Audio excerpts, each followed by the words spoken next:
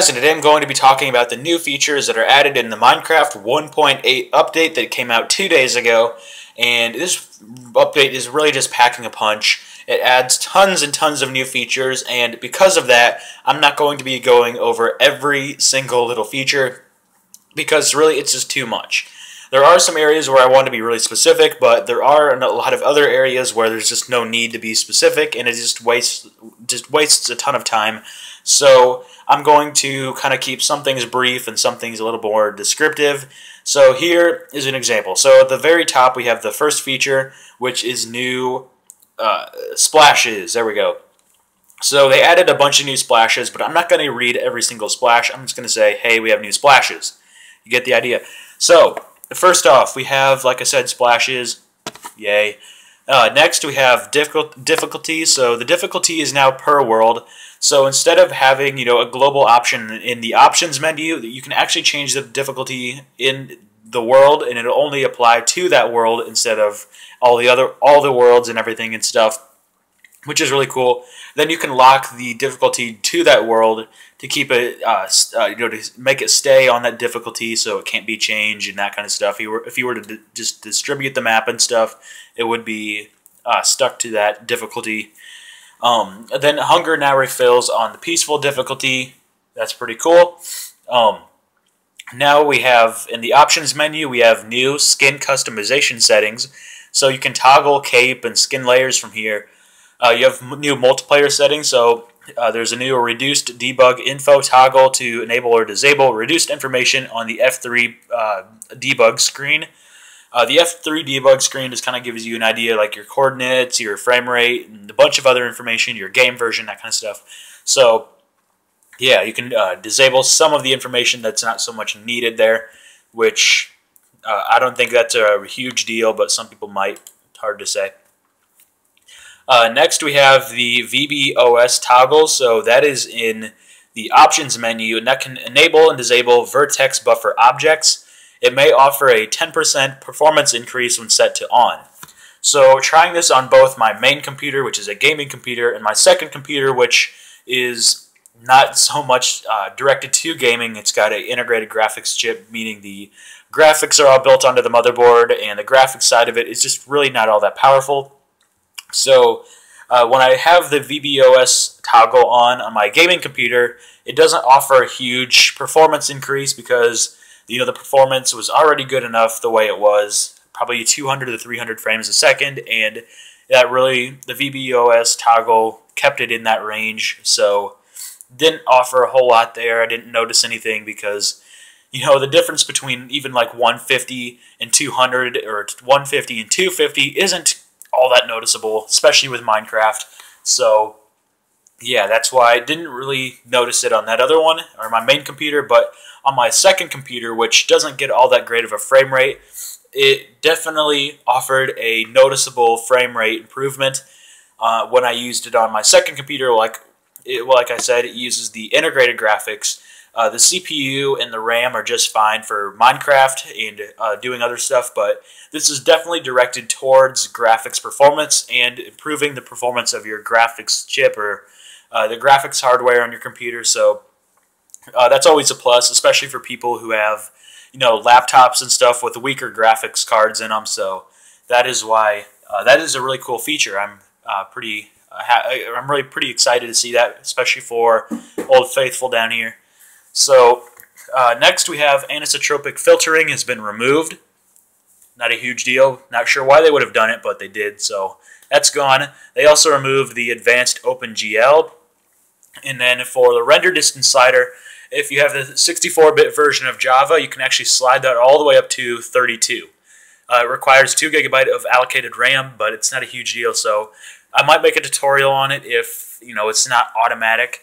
So if you have 64-bit Windows, then you could run it that way, but I might have to make a tutorial. I haven't really played around with it that much. So next we have new shaders for the creeper and the spider. So for the creeper, the shader is in the creeper.json file, and it applies a green tint. So it's applied when spectating from this perspective of a creeper, and it can be applied using the super secret settings.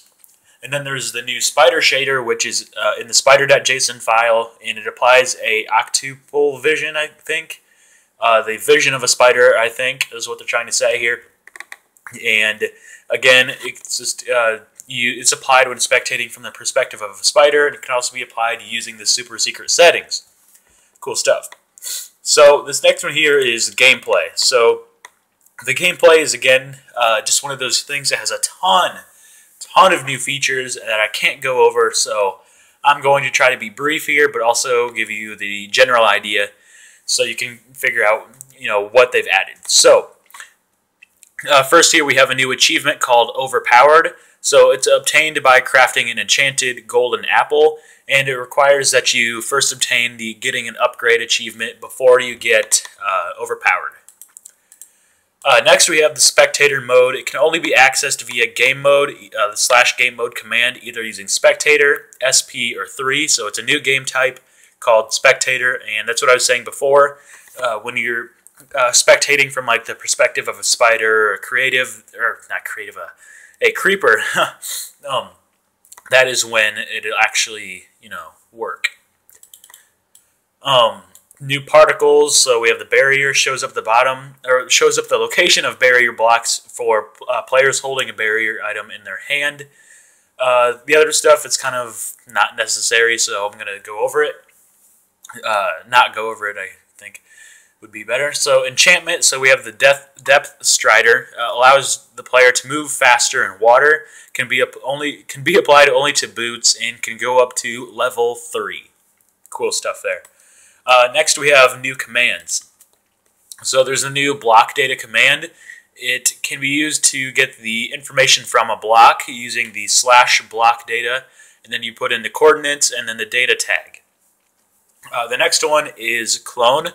So you can clonate, wow, listen to me. Oh god. You can clone blocks from a given area to a separate area or a different area. Which is kind of reminds me of World Edit, but not. Next is entity data. It's a lot like the block data command, except, for entities, whether it's dropped items, mobs, animals, etc. Next, we have the execute command. So you can actually execute a command from a different or a given entity, whether it be a creeper or just anything, a mob, whatever. You can actually execute the entity from that location, the location of that entity. So say there was a command, I know like in single player commands they have the cannon command, where it'll launch a TNT block from wherever that command was run. So say I had that command turned on and I used /execute, put in the coordinates for that entity, put in the name of the entity, and ran that command. Well, then a TNT block would shoot out of that entity because of the cannon command, and because I ran the command off of that entity, which is really cool. You can now make cannon, or you can, using that kind of a thing, you could actually make creepers shoot cannons, and then if you did it just right, make them blow themselves up, and then it'd be like a double explosion. So, yeah. You have the new /fill command, so it fills a given volume with a specified block. Up to 32,768 blocks can be filled. So that is quite a bit there, so cool stuff for doing that. Next we have the /replace item. So you can replace items in any inventory, including the inventories of mobs such as zombies, also like villagers and stuff, yourself. And that is pretty fun, pretty cool that you can do that. Just, fun stuff. So now you have the new /world border command. So you can set the size of your world, or the border at least, so people cannot go past that area. And you can actually set it so it'll give them a warning that they're going out of the boundaries, and then it will start to give damage, and they'll rapidly start getting damage, and then eventually they'll die. Kind of like if you were to dig past bedrock and fell out of the world, it'd be similar to something like that. Which, hey, that's pretty cool. I like that. It can be good for like mini games and stuff. I can see that being a heavily used feature for something like a mini game.